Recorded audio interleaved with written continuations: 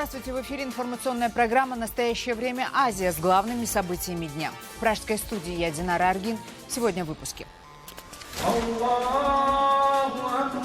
Исламский мир празднует Курбан-Байрам, праздник окончания хаджа. Многотысячные молебны прошли во всех центральноазиатских столицах и в Москве.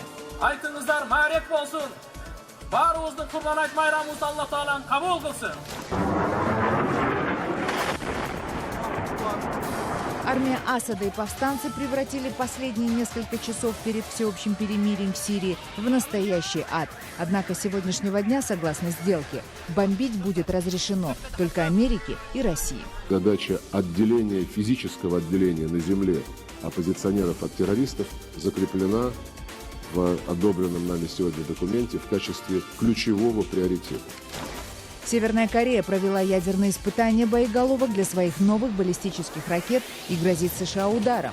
Южная Корея, в свою очередь, пообещала уничтожить все военно-политическое руководство КНДР во главе с Ким Чен Ыном. Самой большой угрозой как для Южной Кореи, так и для США является сам Ким Чен Ын. Хиллари Клинтон в очередной раз потеряла сознание во время публичного мероприятия. Это произошло на траурном митинге в Нью-Йорке в память о жертвах 11 сентября. Врачи поставили диагноз пневмония. Сама кандидат в президенты не считает, что у нее есть проблемы со здоровьем. Как вы себя чувствуете? Что случилось? Какой прекрасный день сегодня в Нью-Йорке.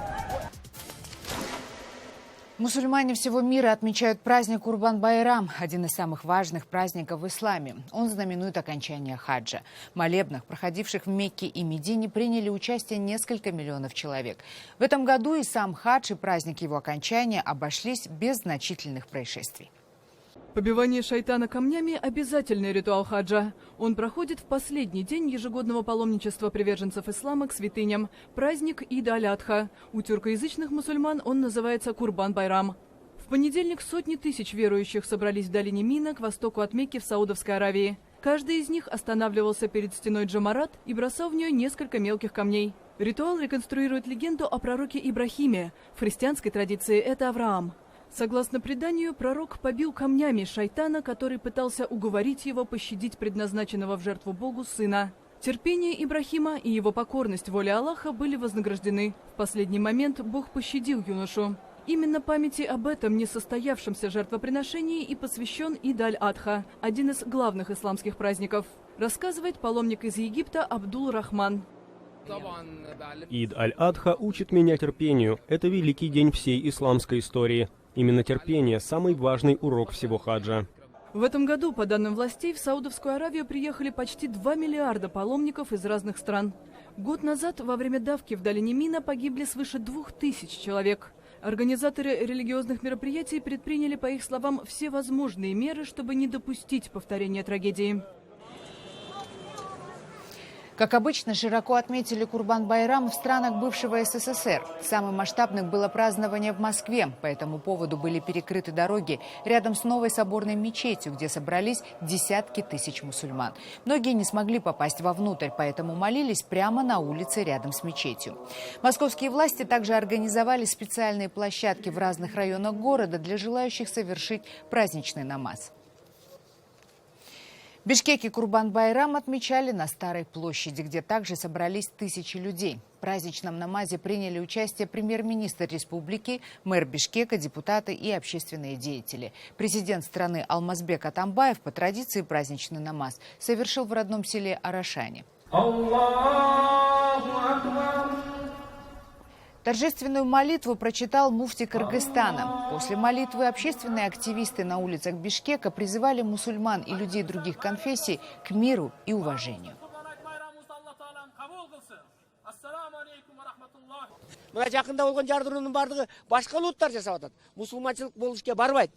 Вот недавно были взрывы. Их совершили не мусульмане, потому что настоящие мусульмане не пойдут на такие поступки. Верующий человек никогда не пойдет на убийство. Давайте уважать друг друга, уважать мусульман и жить в мире и дружбе. А вот жителям казахстанской столицы праздником омрачили сотрудники спецназа. Перед началом молитвы они перегородили вход в мечеть Хазрет Султан и никого туда не пускали. Хазрет Султан – крупнейшая мечеть Центральной Азии. Она способна вместить до 10 тысяч человек. Пожалуйста, президента охраняйте. Автор видео, которое появилось в интернете, пытается поговорить со спецназовцами, чтобы узнать, почему людей не пускают на праздничный намаз. Как вы видите, за ограждениями собралось большое количество желающих, но все вопросы остались без ответа.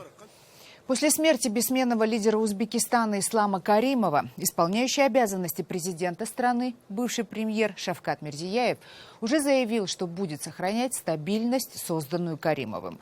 Это означает, что узбекское государство продолжит курс на жесткое подавление исламистов в республике. Тем временем тысячи узбеков воюют сегодня в рядах ИГИЛ и Талибана. Для нового президента Узбекистана, независимо от того, кто им станет, главной задачей окажется сдерживание исламистов, считают в международной группе по предотвращению кризисов. Ислам Каримов, который руководил страной больше 25 лет, скончался на прошлой неделе от инфаркта. Временно исполняющим обязанности президента в четверг был назначен премьер-министр Шавкат Мирзияев. Многие политологи прочат ему эту должность на постоянной основе. Президентские выборы должны состояться в течение 3 месяцев. Мирзияев уже пообещал сохранить стабильность, созданную Каримовым. Основную угрозу той самой стабильности представляют исламисты. По данным правоохранительных органов, много граждан Узбекистана уехали на Ближний Восток и примкнули к боевикам в Ираке и Сирии, в том числе к запрещенной в России экстремистской группировке «Исламское государство». Некоторые воюют на стороне движения «Талибан» в Афганистане. Точных цифр нет. Все они хорошо подготовлены, имеют опыт участия в боевых действиях и вполне могут принести этот опыт на родную землю, считают аналитики. В самом Узбекистане ячейка исламистов находится в Ферганской долине на границе с Киргизией и Таджикистаном. Этнический узбек, 57-летний Абдул-Расул Юлдашев, живет в городе Ош на юге Киргизии. Его жена с их сыном и 2 дочерьми уехала в Сирию, пока он был на заработках в России. Их 19-летний сын Мухаммад Ислам примкнул к исламистам. Однажды Юлдашеву позвонили и поздравили с тем, что его сын стал шахидом.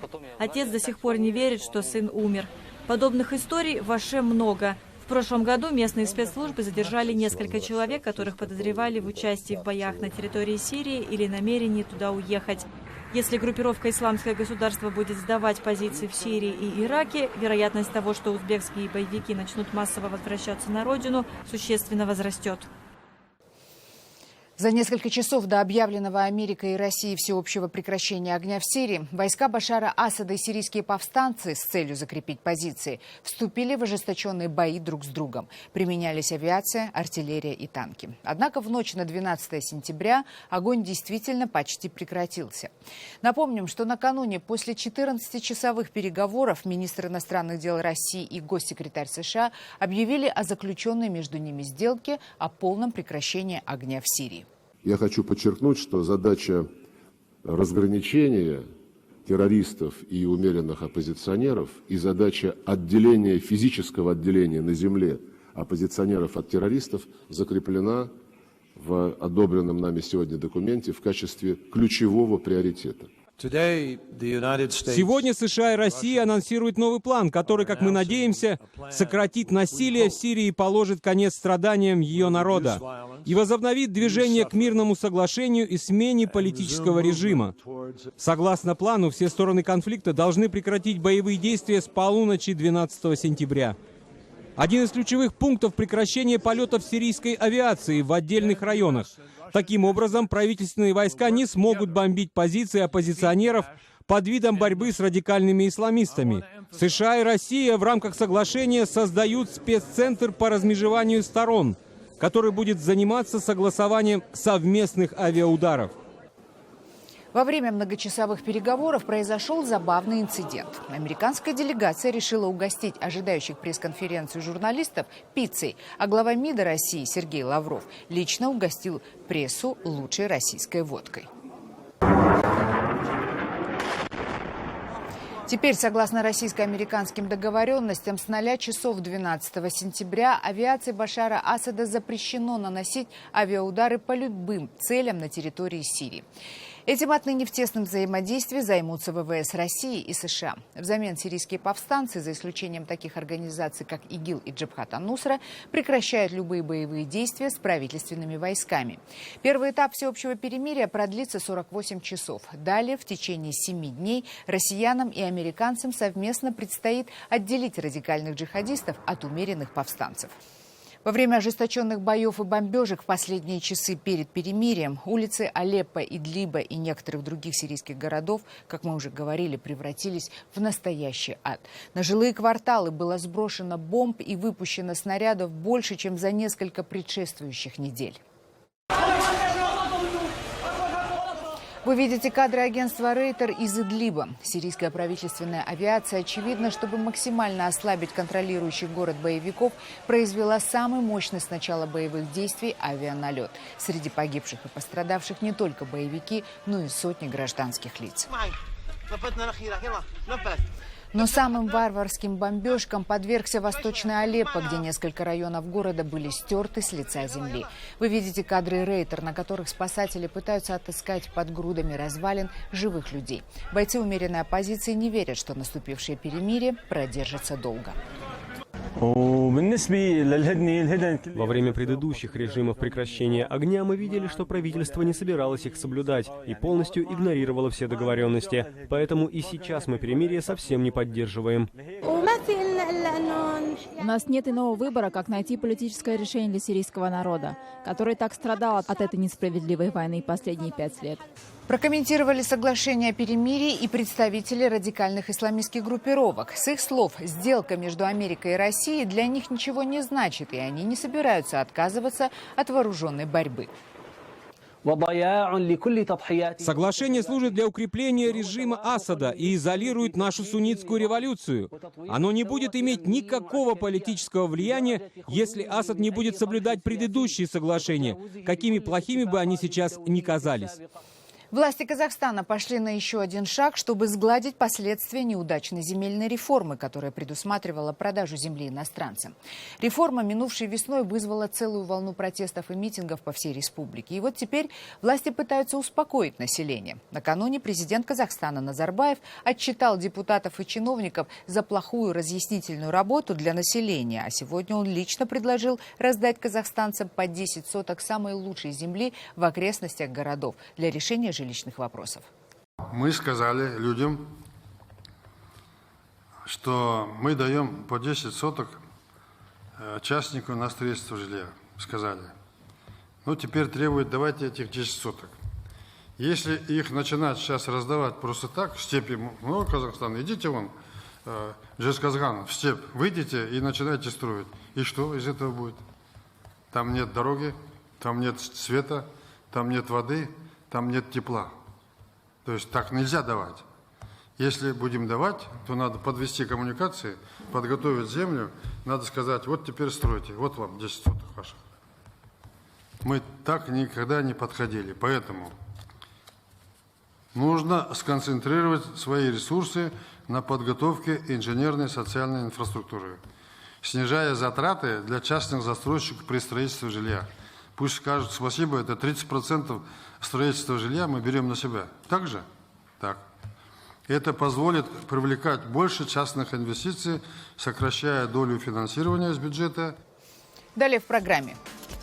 Северная Корея провела ядерные испытания боеголовок для своих новых баллистических ракет и грозит США ударом.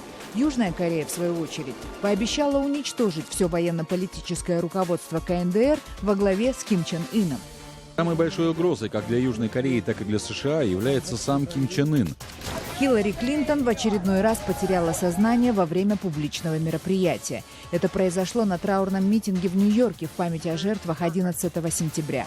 Врачи поставили диагноз пневмония. Сама кандидат в президенты не считает, что у нее есть проблемы со здоровьем. Как вы себя чувствуете? Что случилось? Какой прекрасный день сегодня в Нью-Йорке. Северная Корея провела 5-е ядерные испытания новых боеголовок для своих баллистических ракет. Эти испытания производились, нарушив все запреты Организации Объединенных Наций. Северокорейское телевидение объявило, что страна и ее лидер впредь будут делать, назло американцам, все, что посчитают нужным. Администрация Обамы вновь и вновь говорит о бессмысленных санкциях. Это смешно. Мы будем продолжать укреплять наш ядерный потенциал, улучшать его качество и количество, чтобы защитить свое достоинство и право на жизнь, а также для защиты мира от растущей угрозы ядерной войны со стороны США. На этот раз к ядерным испытаниям в КНДР соседи, да и весь мир отнеслись очень серьезно, потому что речь идет о действующих боеголовках для ракет, которые были успешно испытаны ранее и могут достигать не только Японии, Южной Кореи и России, но и основных военно-морских баз США в регионе. Особенно остро отреагировали на ядерные тесты в Сеуле. Местная пресса сегодня вышла без издевательских заголовков, которые сопровождали подобные испытания до этого. А власти и военные Южной Кореи сделали несколько очень резких заявлений. Военные предупреждают, что при малейшей ядерной угрозе со стороны КНДР ее столица и все военно-политическое руководство во главе с Ким Чен Ыном будут немедленно уничтожены. Таких по накалу заявлений не звучало уже несколько десятилетий. Самой большой угрозой как для Южной Кореи, так и для США является сам Ким Чен Ын, который убеждает, что существование ядерной и ракетной программы – это главный инструмент для выживания его режима. Хиллари Клинтон опять потеряла сознание во время публичного мероприятия. Это произошло во время церемонии в память о жертвах нападения 11 сентября. В предвыборном штабе Клинтон, который баллотируется в президенты США, заявили, что она просто перегрелась на солнце. Однако врачи диагностировали кандидату в президенты запущенную пневмонию. Сама Хиллари Клинтон делает вид, что с ней ничего не случилось. Как вы себя чувствуете? Что случилось? Какой прекрасный день сегодня в Нью-Йорке. Вы видите реакцию кандидата в президенты на вопрос журналистов о ее здоровье. Между тем, эксперты считают, что со здоровьем у Хиллари Клинтон не все так безоблачно, как может показаться. Это уже не первый случай потери сознания на публике. Клинтон все последние месяцы мучает тяжелый кашель. И если ей не удастся восстановиться в короткий срок, ее участие в предвыборной гонке может оказаться под вопросом. Украина все-таки примет у себя в следующем году популярный песенный конкурс Евровидения, и столицей музыкального фестиваля станет Киев. Это стало известно после окончательного голосования по месту проведения конкурса. Подробности в репортаже Рейтер. Столица Украины выбрана хозяйкой европейского песенного конкурса, который пройдет в мае 2017 года. Об этом объявил в пятницу Зураб Аласания, глава национальной телерадиокомпании Украины. Местом проведения Евровидения 2017 выбран город Киев. 19 голосов были поданы за Киев, 2 за Одессу, 1 воздержался. Площадкой конкурса станет Международный выставочный центр на левом берегу Днепра. Украина получила право принимать Евровидение после победы украинской певицы крымско-татарского происхождения Джамалы в Стокгольме с песней 1944 о сталинской депортации ее народа из Крыма. Россия сочла, что ее участника Сергея Лазарева, занявшего 2-е место, засудили. Как заявил министр культуры Украины Евгений Нищук, те российские исполнители, которые поддержали самопровозглашенные ЛНР и ДНР в Донбассе, не смогут приехать на Украину. В России много порядочных исполнителей, которые понимают, что мир — это главное, что языком агрессии говорить нельзя. Принижать какой-либо народ, а тем более соседей, нельзя, а нужно говорить исключительно профессиональным языком. В данном случае это музыка и пение. Киевлянка Оксана Карпова против вмешательства политики в искусство. Ну, вы знаете, я вообще за то, чтобы в искусство входили аполитичные люди и как-нибудь повышали свое сознание в плане дипломатических отношений, дружбы и так далее. И я думаю, это временное явление, то, что сейчас происходит в мире.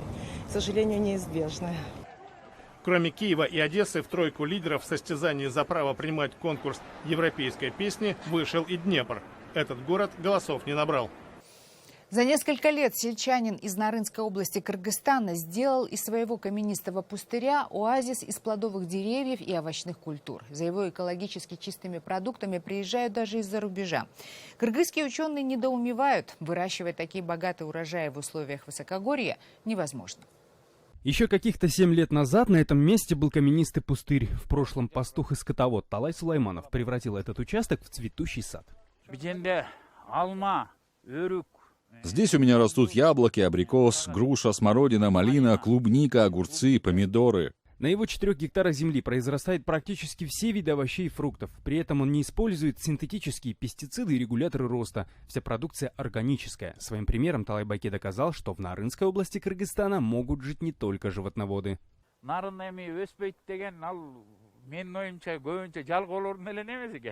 Говорят, что в Нарыне ничего не растет. Мне кажется, это отговорка лентяев. Растет, надо только трудиться. Мой участок меня кормит. Я вот недавно продал картошку, морковь, капусту на 120 тысяч сомов. Детям на одежду, на учебу надо, гостей встретить. Мы пенсию не получаем, нам хватает.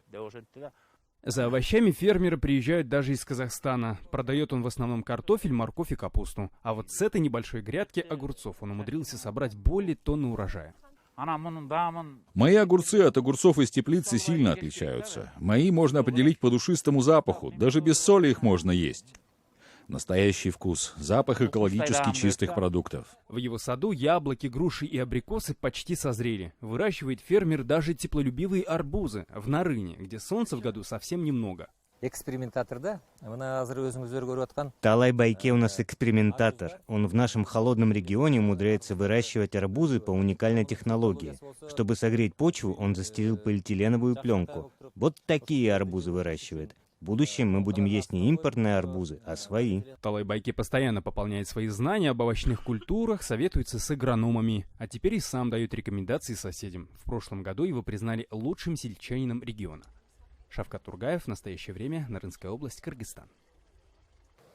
Это были все новости, о которых мы хотели вам рассказать. Читайте нас в социальных сетях и смотрите на сайте karenTime.tv. Мы встретимся с вами завтра в это же время. Всего доброго.